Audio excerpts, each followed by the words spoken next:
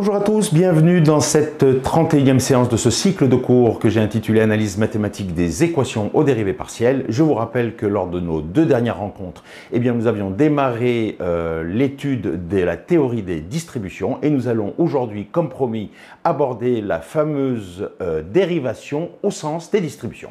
Donc, le titre d'aujourd'hui, c'est Dérivation au sens des distributions.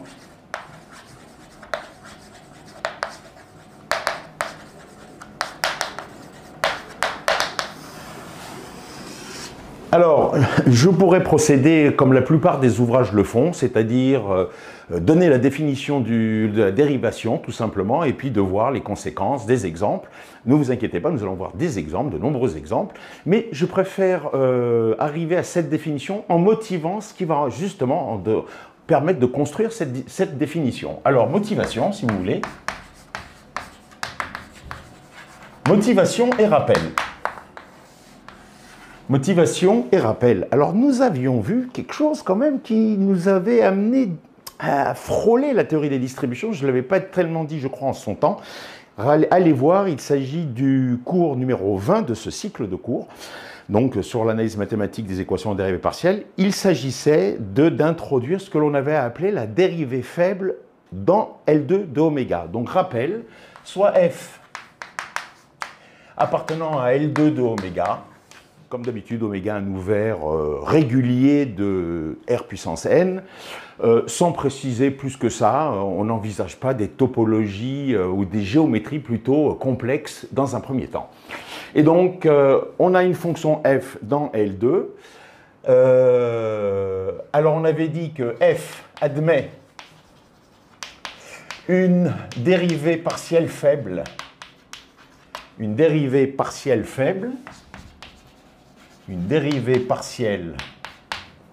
faible notée, c'était qu'une notation df sur dxi, dans L2 de oméga également, si, et donc il y avait une définition à cette dérivée faible, dérivée partielle faible, si l'intégrale sur oméga de cette fonction qu'on note df sur dxi fois une fonction phi, c'était égal à moins somme sur oméga de f dφ sur dxi, et ce, quel que soit phi appartenant à d de oméga. Donc je vous renvoie à ce cours numéro 20 où on a exactement introduit cette notion de dérivée partielle faible. Le df sur dxi, je vous avais dit, on dit que f admet une dérivée partielle faible s'il existe une fonction u dans L2 de oméga, et cette fonction u, on l'a notée symboliquement df sur dxi. Et pourquoi on l'a noté df sur dxi? Parce que tout simplement, lorsque cette dérivée faible de la fonction petit f concerne une fonction petit f qui a plus de régularité, qui est L2 ici, donc qui ne permet pas de dériver au sens classique, mais au sens faible, je vous rappelle qu'on avait vu que cette formule-là coïncidait lorsque f non seulement est L2, mais dérivable, c'est-à-dire on va dire même C1 sur oméga, dérivable avec dérivée continue pour ne pas avoir de problème d'intégration, on va aller carrément exiger suffisamment. Cette fonction que j'avais notée petit u, encore une fois symboliquement df sur dxi, c'était le df sur dxi, justement la dérivée partielle usuelle que vous connaissez. Voilà, ça c'est le rappel. Alors avec ce rappel, on fait des choses aujourd'hui qui devraient vous parler amplement. Parce que si f est dans L2, on a vu dans l'avant-dernier cours que à f, on peut associer tf, la distribution qui appartient à d' de oméga, telle que, on va dire, tf phi, c'est l'intégrale sur oméga de f phi, quel que soit phi, dans d de oméga, ça va sans dire, je vais l'écrire quand même, quel que soit phi appartenant à d de oméga. Donc maintenant, on reprend la définition de la dérivée faible. Ça, c'était il y a une dizaine de séances, plus d'une dizaine de séances, vers la séance numéro 20. Et donc, la dérivée faible qui est là, on va réinterpréter à l'aide des distributions régulières, TF, puisque f est dans L2, on peut lui associer TF qui, agissant sur phi, donne cette forme linéaire continue. Je ne reviens pas, c'était le cours, l'avant-dernier cours. Alors, si j'ai ça, et si f est dans L2, j'ai donc TF, mais j'ai f qui est dans L2 et j'ai cette fonction-là notée symboliquement, df sur dxi, qui est aussi dans L2. Autrement dit, ça c'est pour le rappel des séances précédentes. Autrement dit, je vais réeffacer cela tout de suite et je vais réinterpréter par rapport à ces distributions régulières, eh bien, le terme de gauche, je vais pouvoir l'écrire puisque df sur dxi est une fonction dans L2. Donc ça, c'est ni plus ni moins t associé à df sur dxi. Oui, ça ne vous pose pas de problème. Et le tout agissant sur phi. Ça, c'est évidemment pour le membre de gauche. Et le membre de droite, même cause, mêmes effets, c'est moins la distribution régulière tf agissant sur dφ sur dxi. Tout ça, c'est ni plus ni moins la dérivation faible que je réinterprète en termes de distribution régulière parce que la fonction f est dans L2 et la dérivée partielle, par définition d'une dérivée faible, est elle-même dans L2. Alors, quand on a cela, eh bien, on a encore une autre chose que nous avions vue la semaine dernière et la semaine d'avant, c'est que, rappelez-vous, la fonction f est représentable ou représentée par tf de manière complètement biunivoque, c'est-à-dire si f égale g, donc si f égale g, si on a deux fonctions qui sont égales, et qui sont dans L2 évidemment, leurs distributions régulières sont égales, mais on avait surtout montré que l'association KF associée TF était une injection, c'est-à-dire que si TF égale TG, alors F est forcément égal à G. Ce qui veut dire que par le biais de cette injection, eh bien, par abus de langage, et donc de notation, en fait, ici, on confond F et TF, et on confond G et TG, et on confond df sur dxi avec T, df sur dxi. Confondre, c'est bien l'injection, c'est ça que ça veut dire. Donc, par abus de notation, ça s'écrit comment? Ça s'écrit df sur dxi, phi, égale moins f dφ sur dxi. Encore une fois, c'est un abus de notation qui provient de cette fameuse injection de L2 dans des primes. Et donc, c'est, si vous voulez, cela qui va motiver la définition de la dérivation d'une distribution. Parce que sous cette forme-là, on a juste traduit par les distributions régulières ce que veut dire d'avoir une fonction qui admet une dérivée faible, partielle faible. Et puis, là, symboliquement, j'ai utilisé la fameuse application KF à F associée TF. On l'a vu, on l'a revu, j'ai même démontré que cette application de L2 dans des primes était une application injective. Donc, ça veut dire quoi, encore une fois, cette injectivité? Parce que ça, c'est quelque chose, cette identification. Ça veut dire la connaissance de l'un est complètement équivalente à la connaissance de l'autre. C'est pour ça qu'on se permet de représenter, de confondre dans les notations TF avec F, ou TDF sur dxi avec df sur dxi. Donc ça, c'est un abus de notation ou une convention de notation. On comprend bien ici que df sur dxi, ce n'est pas la dérivée partielle usuelle. Ce n'est même pas la fonction qui est ici dans L2. Ça ne veut rien dire, parce que c'est une forme linéaire ici qui agit sur phi. Je l'ai effacé tout à l'heure, rappelez-vous. Une distribution, c'est une forme linéaire, donc ça agit. Ici, c'est un objet qui est le nom de la forme linéaire, tout simplement. Et la forme linéaire, c'est ça son nom, comme c'est ça son vrai nom, mais par abus de notation, et je vais m'arrêter sur cette précision qui, quand même, je pense, valait son détour, eh bien, par cet abus de notation, mais on comprend, encore une fois, que df sur dxi, il s'agit de la distribution régulière associée à df sur dxi, et même chose pour le membre de droite. Eh bien, fort donc de cette écriture, eh bien, je vais maintenant donner la définition de la dérivation au sens des distributions. Donc là, j'ai laissé pour mémoire ce que nous venons d'obtenir avec cette écriture symbolique, mais dès lors qu'encore une fois, on se pose la question de savoir quelle est la nature des objets que l'on manipule, il n'y a pas de doute.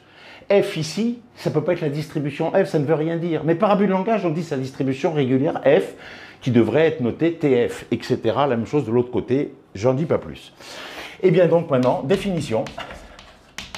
Définition de la dérivation d'une distribution, et pas d'une distribution régulière, d'une distribution tout court, soit T appartenant à D' de oméga. On appelle la dérivée partielle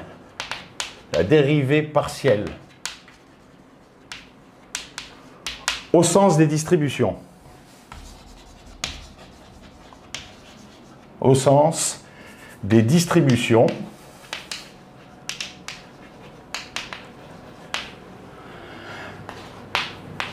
la distribution notée, eh bien, d rond t sur d rond xi, définie par, et voilà la définition, eh bien, quel que soit phi appartenant à d de oméga, eh bien, si c'est une distribution d rond t sur d rond xi, il va falloir dire comment elle agit sur phi, puisque c'est a priori une distribution. Donc il faut bien dire comment elle agit sur n'importe quelle fonction phi appartenant à d d'oméga. Eh bien, elle est définie comment? Comme étant moins t agissant sur d phi sur d xi. Et oui, regardez ce qui se passe ici, et regardez ce qui se passait là, par rapport à la dérivée faible qu'on avait vue il y a de nombreuses semaines. Voilà la définition. Alors, on peut voir tout de suite que cette définition-là est bien consistante lorsque la distribution considérée n'est plus une distribution quelconque dans D' d'oméga, mais une distribution, comment dirais-je, régulière. Mais avant cela, j'ai envie de dire carrément en fonçant le clou jusqu'au bout, de proche en proche,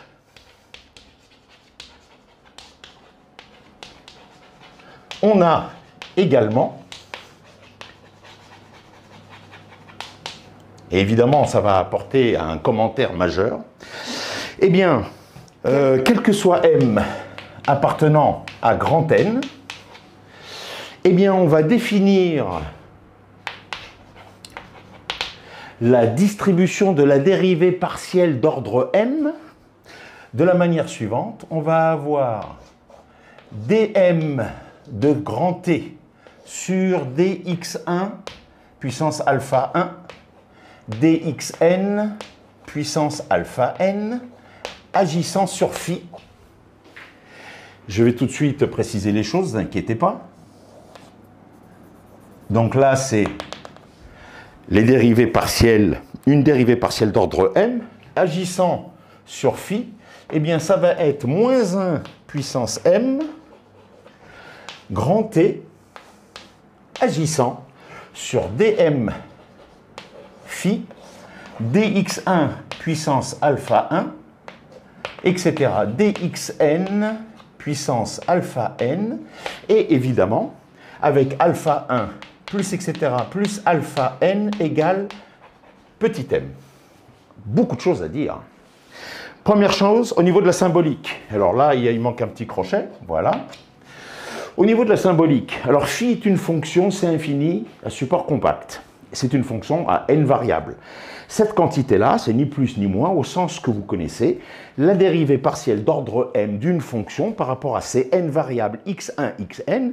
x1, ben, la dérivée partielle par rapport à x1 est d'ordre alpha 1, x2 d'ordre alpha 2, xn d'ordre alpha n, mais si on parle d'une dérivée partielle d'ordre m, eh bien, il faut bien évidemment que alpha 1 plus alpha 2 plus alpha n soit égal à petit m. Ça, c'est une première chose.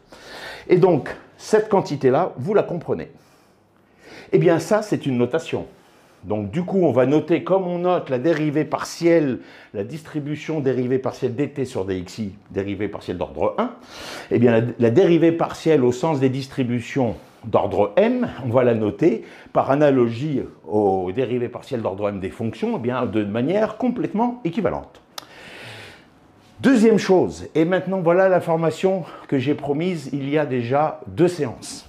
On comprend pourquoi, depuis le début, on a besoin des fonctions C infini, parce que ce processus de définition des dérivées partielles de n'importe quel ordre, j'ai envie de dire, j'aurais pu le rajouter, je ne l'ai pas écrit ici, quel que soit M appartenant à grand N, on peut dériver à l'infini toute distribution par cette définition-là.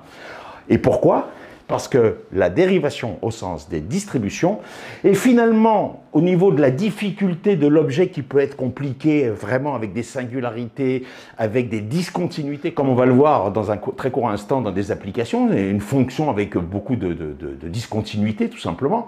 Eh bien, la difficulté de dériver par rapport à cette discontinuité, rappelez-vous, pas de continuité, pas de dérivation usuelle. Et oui, mais là, on va pouvoir toujours définir cette dérivée partielle au sens des distributions, parce que la difficulté de la nature des singularités ou des discontinuités de grand T est reportée sur phi. Et c'est pour ça qu'on a besoin que phi soit aussi régulière, c'est-à-dire dans D de oméga. Parce que ce mécanisme est licite, c'est-à-dire est bien défini, dès lors que phi admet des dérivées partielles à n'importe quel ordre.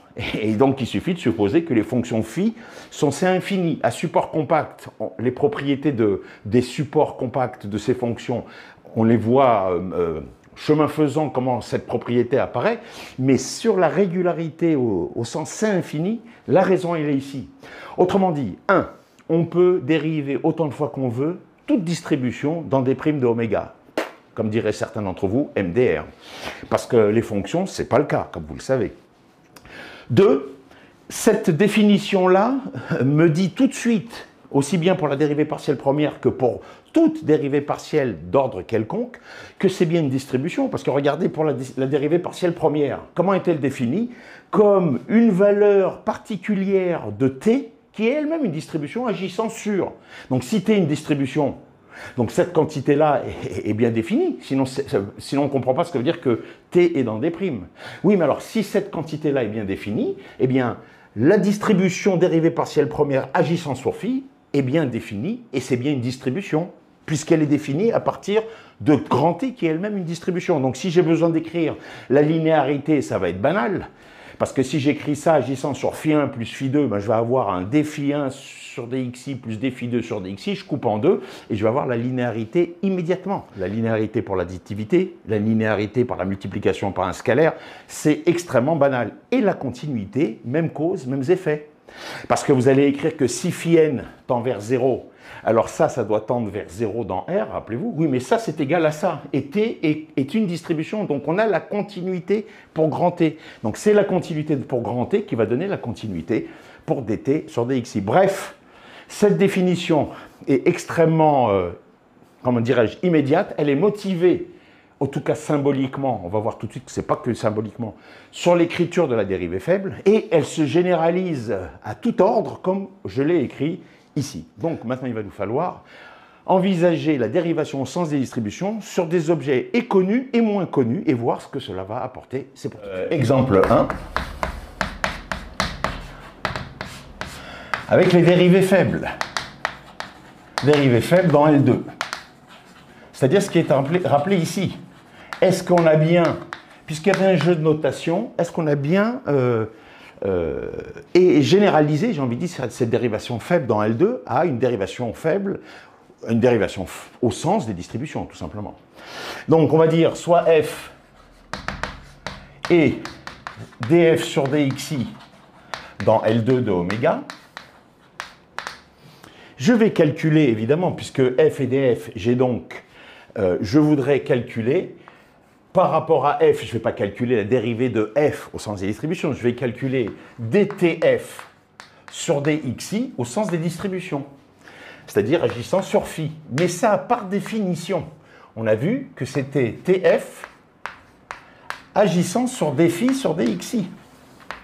Ça, ici, maintenant, le passage, c'est définition, dérivation dans des primes. Hein.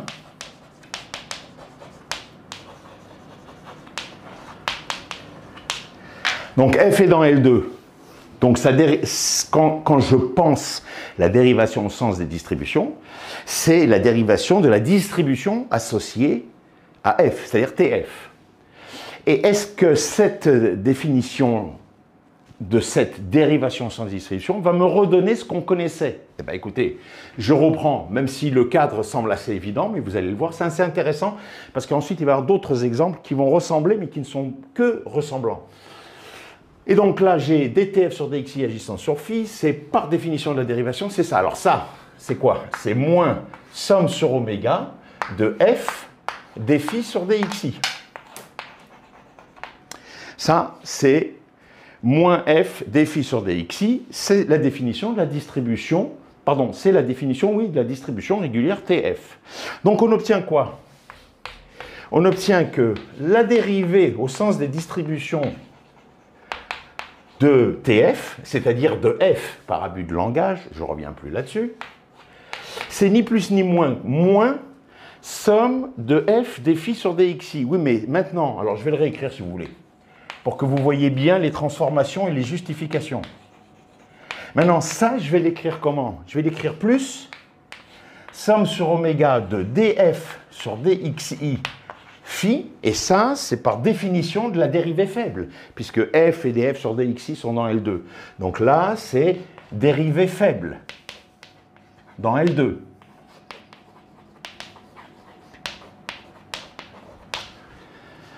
Mais ça s'écrit comment? df sur dxi qui est dans L2, elle a sa distribution régulière qui lui est associée. Donc ça s'écrit t indice df sur dxi phi. Rappelez-vous ce passage ici par la dérivée faible dans L2, pour l'exemple d'après. Donc, je réinterprète maintenant grâce à la définition des distributions régulières que cette intégrale-là, c'est ni plus ni moins que l'action de la distribution régulière associée à df sur dxi, notée t indice df sur dxi, agissant sur phi. Et donc, vous voyez ce que j'ai? J'ai cette quantité-là qui est égale à cela. Et évidemment, quel que soit phi, appartenant à d de oméga. Donc rappelez-vous les petites choses de classe de 4e, 3e. Je vais les utiliser en permanence. Regardez, si f de x égale g de x, quel que soit x appartenant à AB, ça c'est la définition de f égale g. Vous le savez, deux fonctions sont égales. Si en tout point sur un intervalle, les valeurs d'action de ces deux fonctions sont égales. Ça, c'est l'action de la distribution, celle-ci sur phi. Ça, c'est l'action de cette distribution sur phi. Et c'est vrai, quel que soit phi, le petit x dans AB. Et donc, dans l'exemple, j'obtiens que d de tf sur dxi, c'est t df sur dxi. Et ça, c'est une égalité dans d'. Parce que j'identifie le f égale g de tout à l'heure des petites classes, c'est les deux distributions qui sont là. Donc, c'est des formes linéaires continues dans des primes. Donc, c'est pour ça que je dis que c'est dans des primes. Qu'est-ce que j'ai là? J'ai que si f est dans L2 d'oméga et qu'elle admet une dérivée faible notée df sur dxi elle-même, donc dans L2 d'oméga, eh bien, la dérivée au sens des distributions, pas la dérivée faible, la dérivée au sens des distributions de f. De quoi s'agit-il? Il s'agit de la dérivée de tf associée à f, sinon ça n'a pas de sens. Ça y est, on y est. On obtient donc que la dérivée au sens des distributions de f, c'est-à-dire de tf. C'est quoi la dérivée au sens des distributions de f? Eh bien, on va voir, ce qui est écrit, c'est que c'est la dérivée faible qu'on avait introduite. Évidemment, on a généralisé avec des distributions quelconques, et là, maintenant, on a avec des distributions régulières. Il serait bon que les dérivées faibles coïncident avec les dérivées au sens des distributions. Eh bien, c'est ce qu'on a là. Regardez bien. La dérivée au sens des distributions de f, ça c'est l'abus de langage qui est là, dérivée partielle, évidemment, vous avez compris. La dérivée au sens des distributions de f, c'est ce qu'il faut dire ici par abus de langage, eh bien c'est ni plus ni moins que la dérivée faible. Pourquoi? Parce que c'est la distribution associée à la dérivée faible. Évidemment, on a une égalité entre distributions. Ne pensez pas retrouver que par dérivation au sens des distributions, vous allez retrouver les dérivées faibles au sens classique. C'est pas possible. Pourquoi c'est pas possible? Parce que c'est pas la même nature. Dans les dérivées faibles, vous avez des fonctions dans L2. Dans la dérivée au sens des distributions, vous avez des éléments dans D' de oméga. Vous comprenez bien. Et on sait associer de manière injective toute fonction de L2 à une distribution régulière dans D'.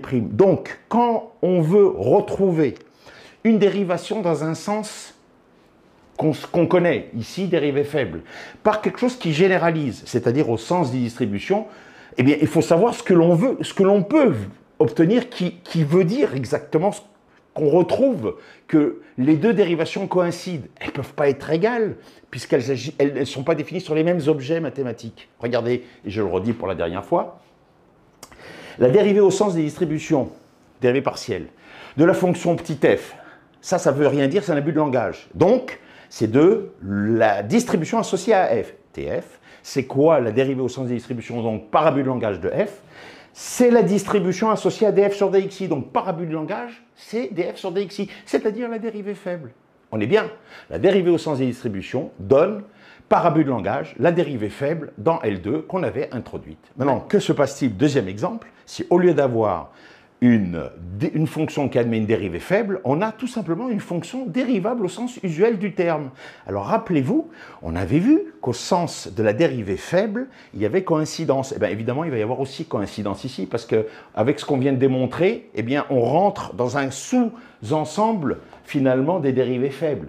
Si dans les fonctions dans L2, on prend celles qui sont C1, elles sont forcément L2, alors évidemment, ce qu'on vient de trouver ici, eh bien, on va le retrouver de nouveau en termes de coïncidence des notions de dérivation. La dérivée faible va coïncider avec la dérivée usuelle, mais dans le même sens que ce que je viens d'obtenir ici, c'est-à-dire à la différence des objets dont on parle.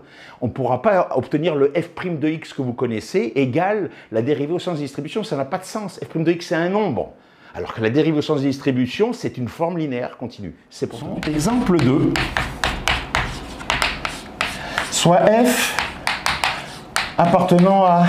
Oh, vous savez quoi? On va carrément mettre C1 sur oméga bar. On aurait pas... C1 sur oméga suffirait. Alors évidemment, f appartient à L2 de oméga.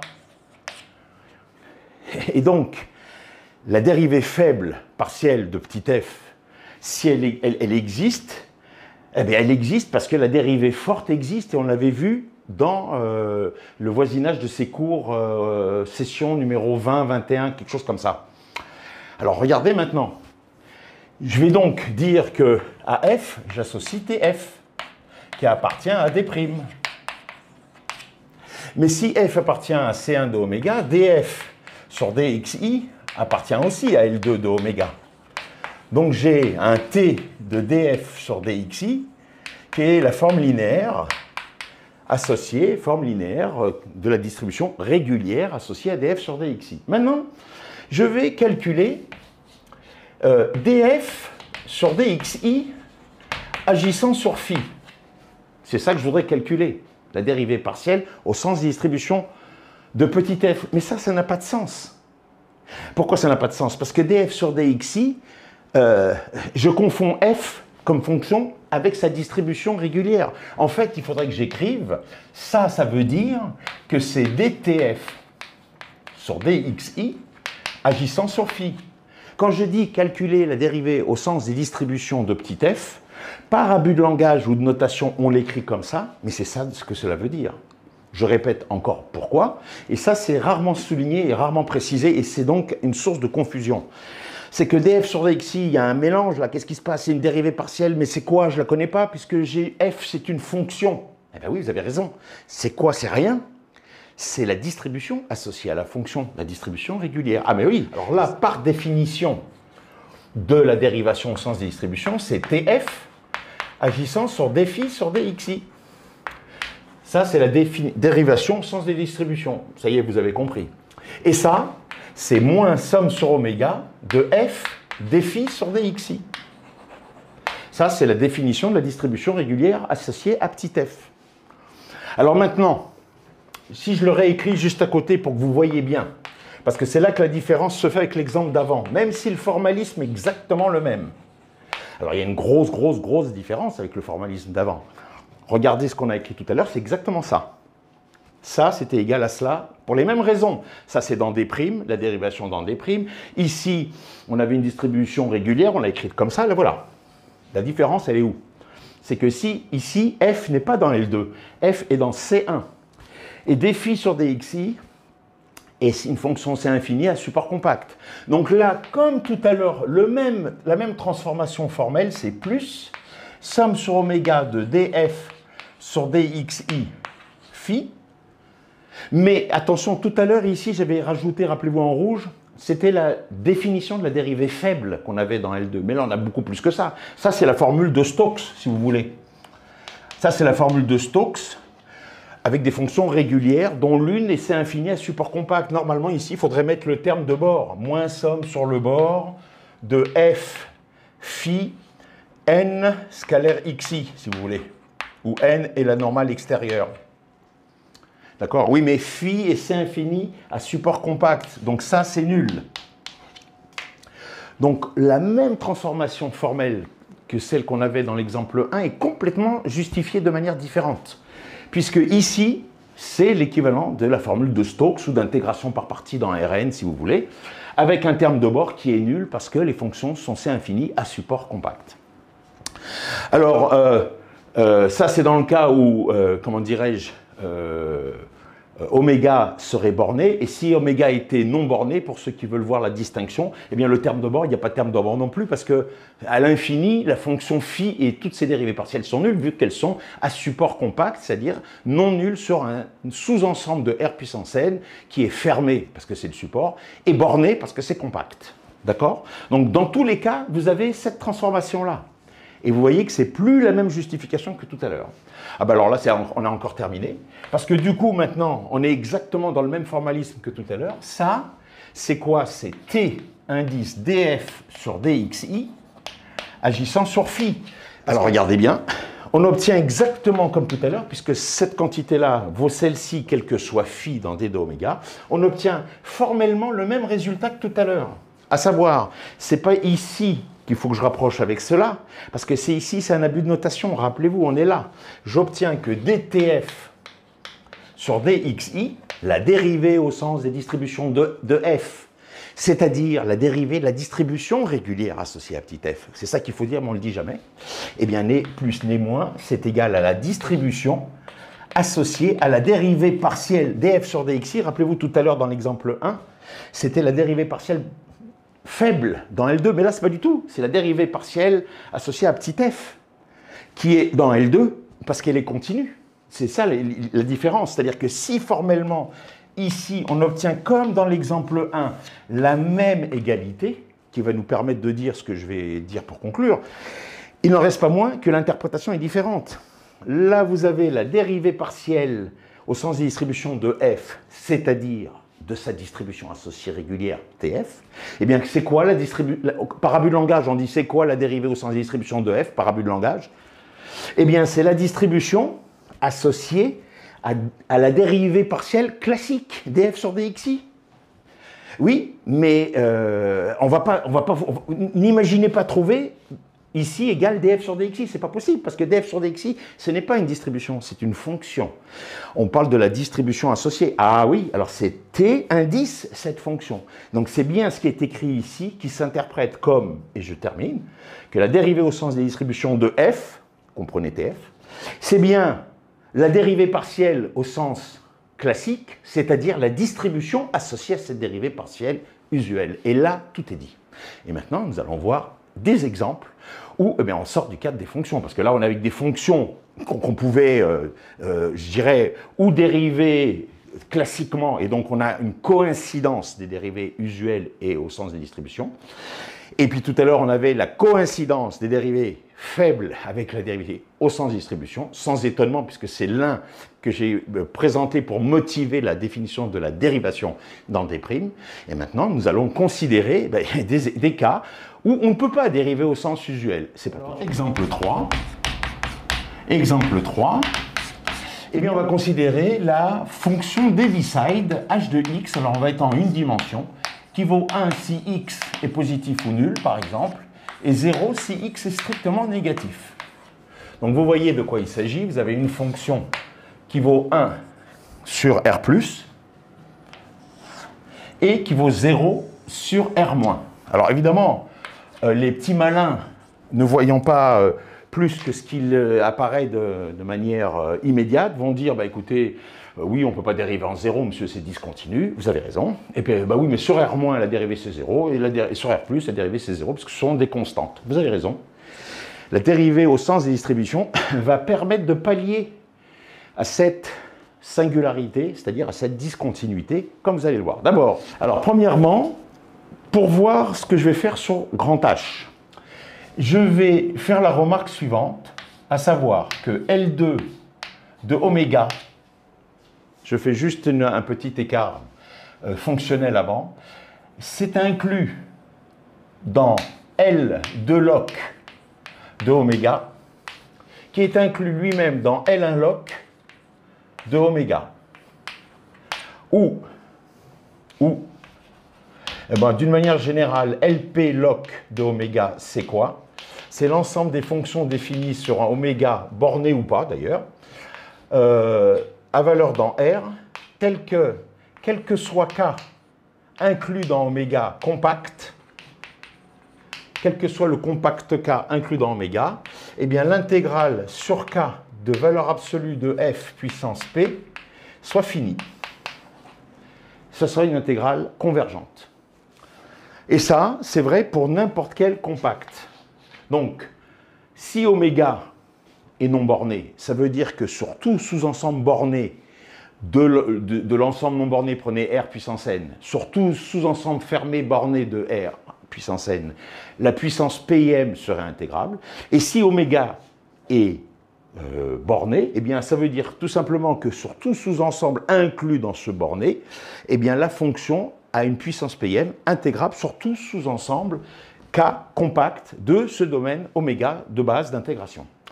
Alors pourquoi ça c'est vrai? Bah, écoutez, d'abord on peut écrire la chose suivante. Vous êtes d'accord que quel que soit K inclus dans oméga compact, K compact, donc comme on est dans Rn, je l'ai déjà dit, je l'ai même écrit en réponse à une intervention sur le cours précédent, je crois, les compacts de Rn, ce sont les fermés bornés de Rn, puisqu'on est en dimension finie. Alors, quel que soit K compact, je peux écrire évidemment que l'intégrale sur K de valeur absolue de f, nous, ce qu'on a besoin, c'est L2 et L2 log, donc je vais mettre f2 au carré. Ben, comme ça, c'est une intégrale d'une quantité positive, c'est inférieur évidemment à l'intégrale sur oméga, j'augmente le domaine d'intégration, et donc j'ai trivialement cette inégalité. Ça, cette inégalité veut dire que si cette intégrale est convergente, celle-ci l'est. Oui, mais ça veut dire que si f est dans L2, alors cette intégrale est convergente quel que soit K compact. Ça veut dire que f est dans L2 log. Donc ça veut dire que f appartient à L2 de oméga, engendre que f appartient à L2 log de oméga. Maintenant, pourquoi L2 log est inclus dans L1 log?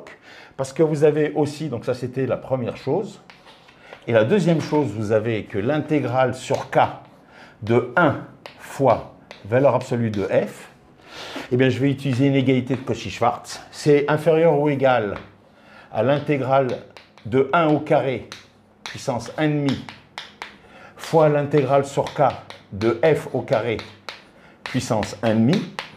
Alors ça, c'est quoi ça, l'intégrale de 1 sur k? Intégrale sur k, c'est la mesure de k, puissance 1,5. Donc c'est racine de mesure de k fois l'intégrale sur k de norme de f au carré puissance 1,5. Donc si f est dans L de log, cette intégrale pour tout compact k est finie. C'est ce que j'ai rappelé ici dans la définition de LP log. Donc si f est dans L de log, cette intégrale est finie. Si k est un compact, k est borné, la mesure de k est finie. Donc cette intégrale est finie. Autrement dit, si f est dans L de log, f est dans L1 log, parce que L1 log, c'est ni plus ni moins le fait de considérer des fonctions dont la valeur absolue intégrée sur tout compact k est finie. C'est ce qui est encore écrit ici. Donc on a, si vous voulez, cette inclusion-là. Pourquoi je voulais le préciser? Parce que pour grand H, on va avoir besoin de L1 log, parce que vous voyez que si oméga vaut grand R, ce qui est le cas ici, on a une fonction définie sur grand R, vous ne pouvez pas dire que H est dans L2 de R, ce n'est pas possible. Parce que sur R+, vous intégrez à l'infini un rectangle, donc ça diverge. Par contre, Donc à partir de ce petit rappel, eh bien, je vais voir une chose très simple. J'avais dit premièrement, je dis deuxièmement. Deuxièmement, eh bien, quel que soit f appartenant à L1 log de oméga, eh bien, on peut définir TF qui, toujours agissant sur phi, je le mets entre crochets ou comme ça va être encore l'intégrale sur oméga de f phi. Et on n'est plus dans L2. Alors pourquoi? Écoutez, d'abord, on va voir que ça, c'est bien défini. Alors, si vous voulez, première chose, valeur absolue de TF phi. Vous voyez que c'est inférieur ou égal. Alors ça, c'est quel que soit phi, toujours appartenant à D de oméga. Très bien. Et puis, ici, ce que je vais dire que c'est inférieur. Alors non, je vais même dire, vous savez quoi, je vais même préciser en valeur absolue avant de majorer. Phi, c'est infini à support compact. Donc, ce n'est pas vraiment l'intégrale sur oméga, c'est l'intégrale sur le support de phi. On note ça des fois dans les ouvrages. C'est-à-dire que c'est vrai que c'est sur tout oméga, mais la fonction phi fait qu'elle est non nulle que sur son support. Donc on va aller intégrer que là où c'est non nul. Donc ça donne ça. Et donc ça veut dire que maintenant je peux dire que c'est inférieur au sup de la valeur absolue de phi sur le support de phi fois l'intégrale sur le support de phi, n'est-ce pas, de valeur absolue de f. Tout simplement. Alors pourquoi je dis tout simplement? Parce que cette définition-là, pour une fonction qui est dans L1 log, eh bien ça, c'est un fermé borné, support de phi. C'est un support compact, on l'a dit tout à l'heure déjà. Donc ça, c'est fini. Voilà pourquoi j'ai besoin de f dans L1 log. Si f est dans L1 log, ce type d'intégrale-là, c'est finalement de la forme intégrale sur grand K incompact de valeur absolue de f. Pour tous les compacts, cette intégrale est convergente. Bon, quand le compact, c'est le support de la fonction phi, c'est un cas particulier, c'est convergent. Et puis ici, ça, c'est, qu'est-ce que vous voulez que je vous dise? Le support de valeur absolue de phi, ça, c'est fini, puisque phi c'est infini, donc le sup est fini de la valeur absolue. Autrement dit, la définition de cette forme linéaire qu'on connaissait dans L2 est aussi vraie dans L1 log de, comment dirais-je, de oméga. Deuxième chose, alors banal, c'est linéaire. TF en phi 1 plus phi 2, c'est TF en phi 1 plus TF en phi 2. TF de lambda phi, c'est lambda TF de phi. C'est exactement comme ce qu'on avait fait dans L2. Ça ne change pas. Par contre, si phi n converge vers 0 dans D de oméga, vous vous rappelez, ça veut dire deux choses. Ça veut dire qu'il existe un compact K0 qui contient tous les supports des phi n, voire avant-dernier cours. Et ça veut dire aussi que tous les phi n et toutes les dérivées partielles quelconques de phi n convergent uniformément vers 0. Ça, c'est ce qu'on sait. Alors, qu'est-ce qu'on peut dire de TF agissant sur phi n? C'est le même travail. On va dire que c'est inférieur ou égal au sup de valeur absolue de phi n, normalement sur le sup, pardon, comme ça. Le sup, normalement, ça serait sur le support de phi n. Oui, mais si je mets sur le support de phi n, ça va dépendre de n ici. Alors, je ne veux pas. Mais le plus gros des supports, on l'a appelé K0. Je l'ai même rappelé il y a un instant. Donc, fois quoi? Fois l'intégrale sur le support des phi n. Mais le support des phi n, le plus gros, c'est K0. Qui ne dépend pas de n. Donc, en fait, j'ai la même écriture, sauf que je fais attention. Le support des phi n, je vais dire qu'au maximum, c'est ce K0 qui englobe tous les supports. Voilà l'utilité de ce K0, hormis ce que j'avais déjà évoqué la dernière fois. Et puis l'intégrale de valeur absolue de f qui est normalement sur le support des phi n, le plus gros, j'augmente. Au maximum, ça va être l'intégrale de valeur absolue de f sur ce K0 qui contient tous les supports. Deuxième utilité, la même finalement pour les deux. Alors ça, c'est fini. Ça, c'est fini parce que f est dans L1 log. Et ça, évidemment, ça s'attend uniformément vers 0. Puisque phi n tend vers 0 dans D de oméga. Donc, en fait, eh bien, cette quantité-là à gauche tend vers 0. C'est comme je l'avais fait dans L2, je le fais vite pour passer à ce qui nous intéresse avec la dérivation, c'est-à-dire de cet Heaviside. Eh bien, cette quantité-là tend vers 0, c'est le lemme du sandwich, c'est le lemme des gendarmes. Revoyez, il y a 2 séances, ce que j'ai fait dans L2, c'est du copier-coller. Voilà, simplement ici on est dans 15,0 et là K0, c'est une écriture beaucoup plus précise qui permet d'obtenir que TF agissant sur Fn tend vers 0 dans R, ça c'est un nombre, et donc c'est bien la définition de la continuité de TF, autrement dit TF, quand F est L1 loc, et plus L2 maintenant, et bien quand F est L1 loc, la forme linéaire associée qui a la même structure que dans L2, est bien une forme linéaire continue, donc appartient à D'. Alors maintenant, application sur grand H. Alors tout ça, maintenant, ça va nous permettre de traiter grand H. Première chose, grand H, je dis qu'il appartient à L1 loc de grand R. Vous prenez n'importe quel fermé borné de grand R, cette fonction-là est absolument intégrable. C'est banal, parce qu'elle est constante et que vous êtes sur un fermé borné, puisque c'est un compact.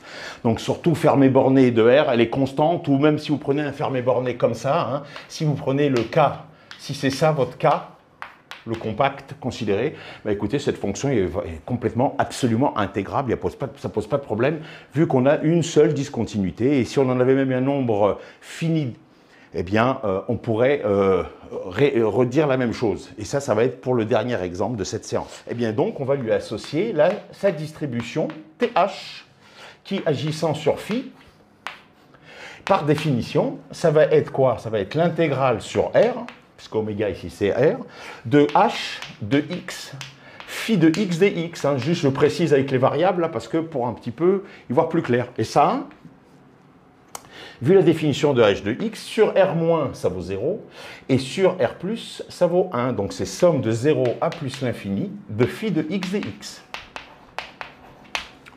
Voilà la distribution associée à H de X. Et là, que vaut ce qu'on noterait H', la dérivée au sens des distributions? Alors ça, c'est une notation. Vous avez compris que tout le monde écrit ça. Tout le monde a raison, dès lors qu'on comprend de quoi il s'agit. Est-ce que je peux écrire, franchement, est-ce que je peux écrire H ici avec H' à la place de H?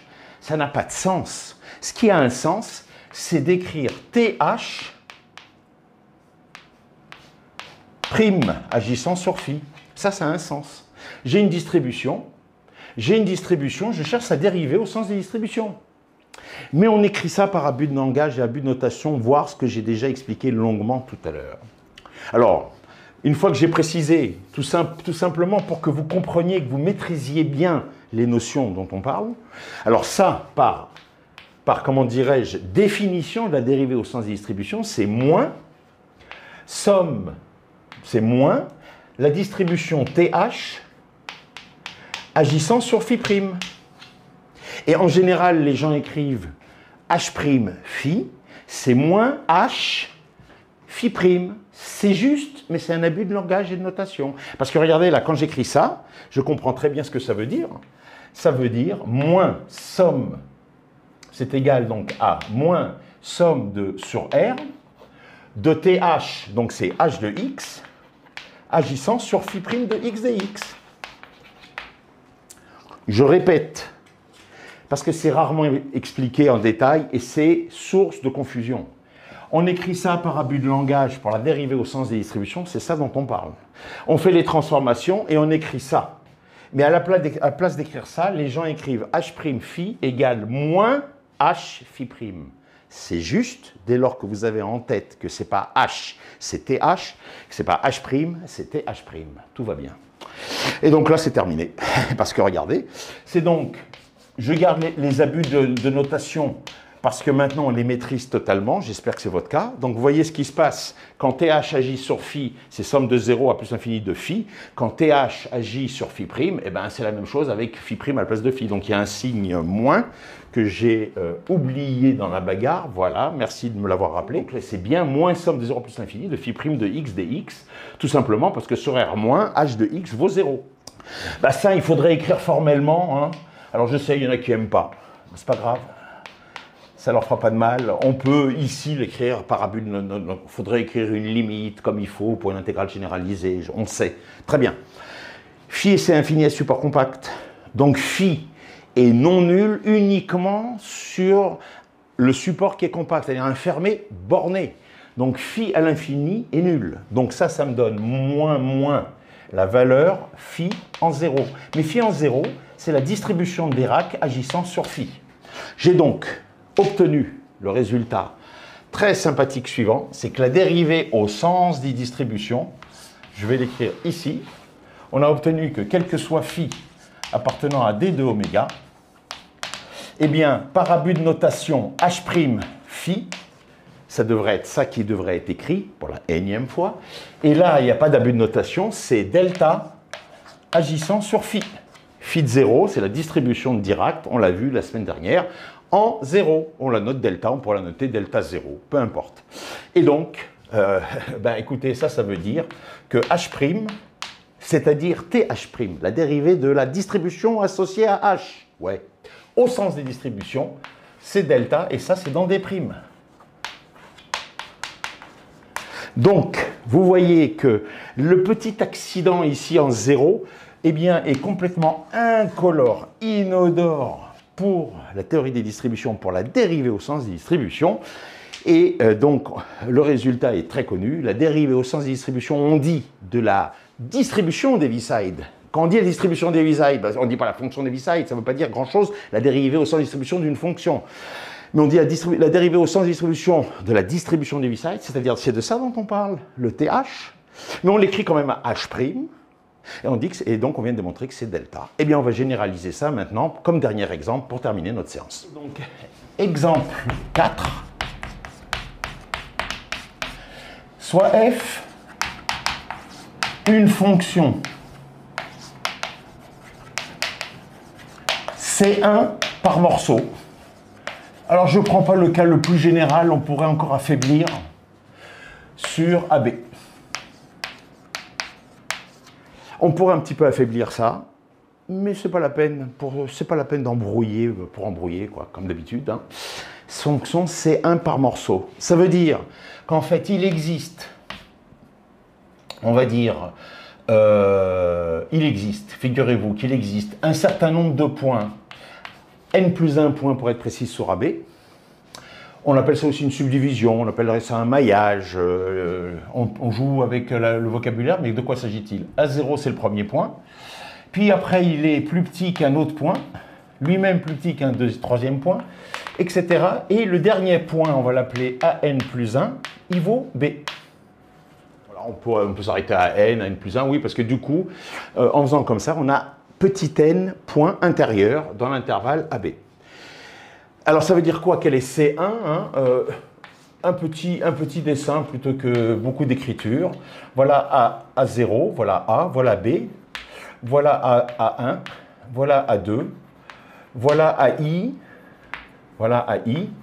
On va mettre, vous savez quoi, on va mettre un peu plus loin. Ils ne sont pas obligatoirement espacés régulièrement, hein, mais bon, pourquoi compliquer non plus la situation? On en a juste conscience. Et voilà ici le point B. Eh bien, la fonction est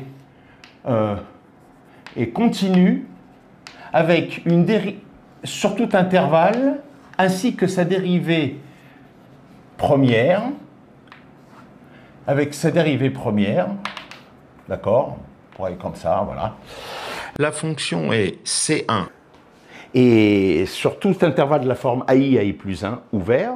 Et en chaque nœud AI, pour tous les AI, aussi bien A0 que A1, A2, AN plus 1, la fonction admet une limite à gauche et une limite à droite finie. Donc en fait, vous voyez ici, il y a une discontinuité, on dit de première espèce. C'est-à-dire que la fonction admet une valeur limite à gauche et limite à droite qui sont finies. De même pour la dérivée. La dérivée n'est pas ni infinie à gauche ni infinie à droite. C'est ce qu'on appelle une fonction C1 par morceau. Alors, qu'est-ce que vous voulez que je vous dise hein, de nouveau, là, à la précision du dessin, évidemment, on peut dire très simplement que F appartient à L1 log. On pourrait même dire L2 là, mais bon, L1 log de AB. Je prends n'importe quel fermé borné dans l'intervalle AB, la fonction est absolument intégrable. Ce n'est pas les points de discontinuité qui vont poser problème, vu qu'ils sont en nombre fini. Donc F est un log, donc de nouveau, on a TF qui appartient à D' de AB qui lui est associé. Sans aucun problème.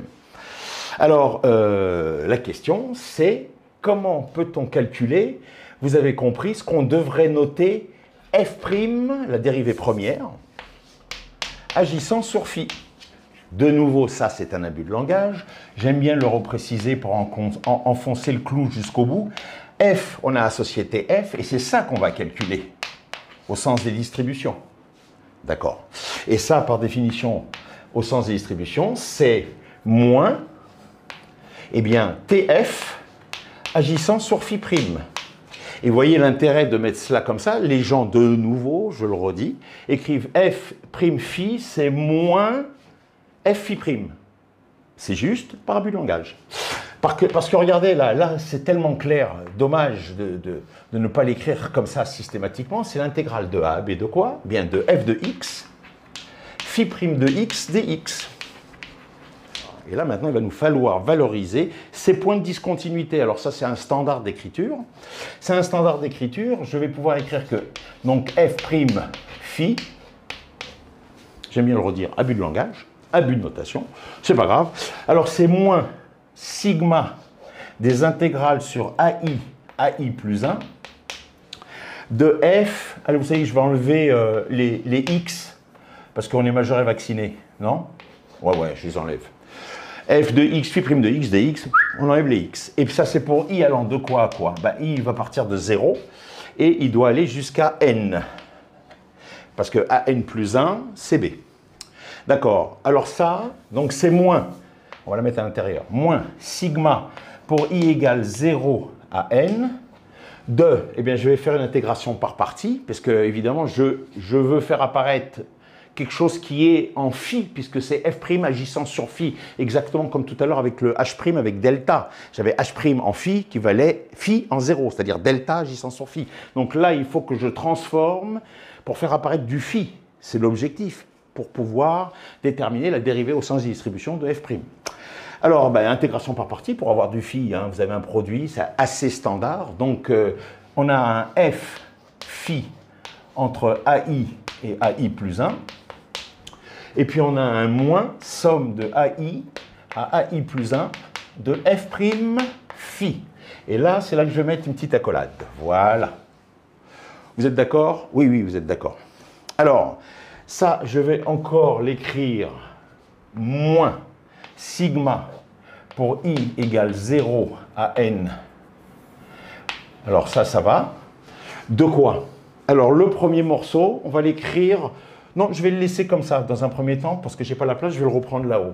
Mais vous allez voir tout de suite. Fi agisse à prendre entre AI et AI plus 1. Et puis là, on a un moins plus.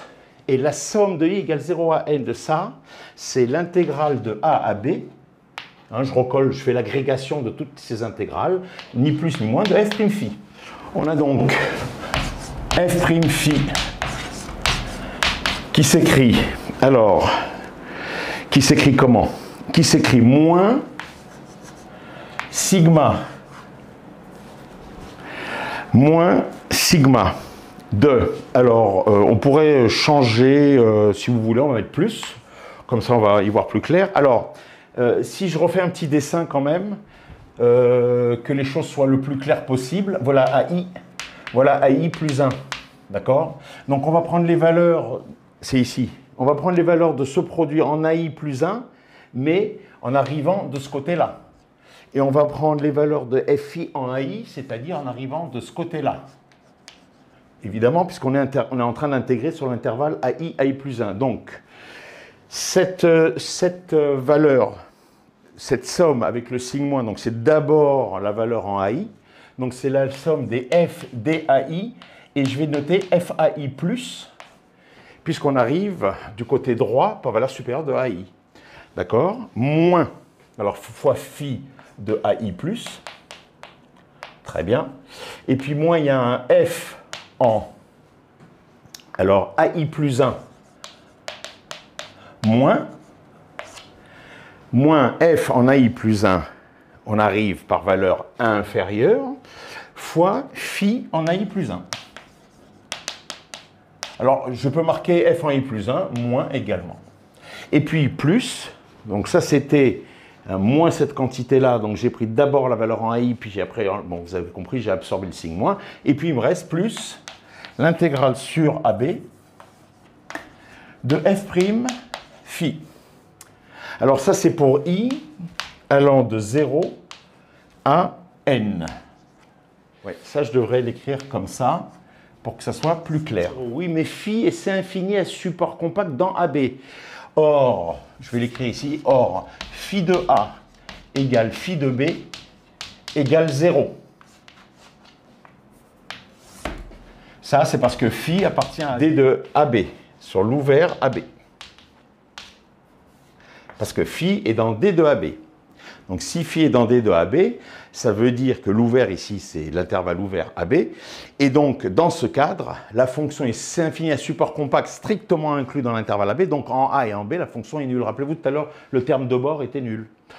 Donc, ça veut dire que phi en A0 est nul.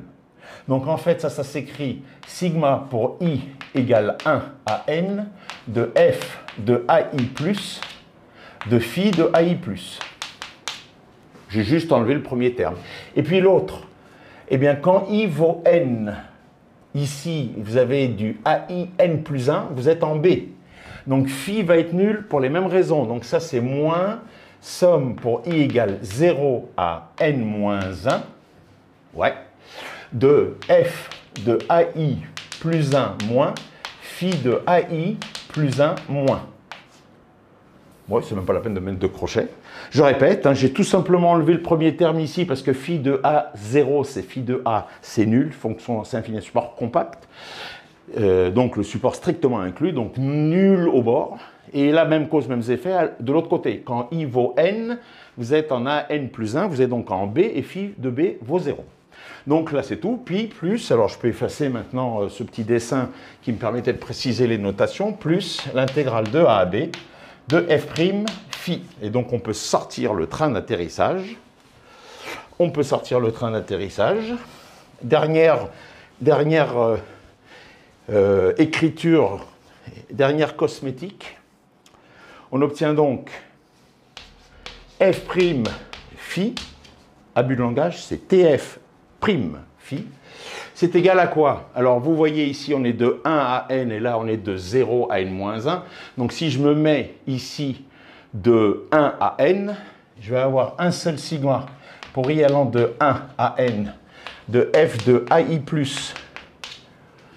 Et là, j'ai moins f de AI moins. Pourquoi f de AI moins? Parce que ici, vu que j'incrémente le compteur d'une unité pour aller de 1 à n, il faut donc que dans l'indice courant, je décrémente d'une unité. Donc là, c'est f de AI moins. Le voilà. Et ça, ben, j'avais ici phi de AI plus, il est là. Et là, c'est phi de AI moins. Mais phi de AI plus égale phi de AI moins égale phi de AI. Donc je vais l'écrire et fois phi de AI. Je vais repréciser tout de suite pourquoi, si vous voulez. Plus l'intégrale de f' phi. Alors attention, c'est pas compliqué. Phi de AI plus égale phi de AI moins égale phi de AI parce que phi et c'est infini. Donc phi de AI plus égale phi de AI moins égale phi de AI. Il n'y a pas de discontinuité sur les fonctions phi. Elles sont dans D de AB. Alors, cosmétique. C'est donc sigma pour i égale 1 à n. Alors ça, on l'écrit comme ça. Le saut de f en AI, ça, c'est cette différence-là qu'on écrit comme ça. Ça s'appelle le saut. Hein, c'est une... Voilà. Et phi de AI, figurez-vous qu'on va le noter delta, distribution de Dirac en AI, agissant sur phi. C'est plus, on va dire, tf' agissant sur phi. Donc là, en fait, à gauche, c'est un TF' agissant sur phi, rappelez-vous, parce que c'est F', ça ne veut rien dire, c'est la dérivée au sens des distributions de F, c'est-à-dire du TF associé à F. Le voilà. Eh bien, c'est égal à quoi? C'est égal à ça pour tout phi, quel que soit phi, appartenant à D de AB. Je vais l'écrire dans D'. On a donc que TF' c'est égal dans D' à quoi? À la somme pour i égale 1 à n des sauts de la fonction phi, de la fonction f en AI, d'accord? Donc c'est pour ça que j'écris f de AI. F de AI, c'est ça, hein. Le saut de f, c'est ça, hein. On peut l'écrire aussi saut de f. Des fois, il y en a qui l'écrivent comme ça aussi. Saut de f en AI. Ouais, ça s'écrit aussi comme ça, ou comme je l'ai écrit. C'est une notation, hein, je vais l'écrire tout de suite. Plus quoi? Eh bien, plus T indice F', et ça, c'est dans D'.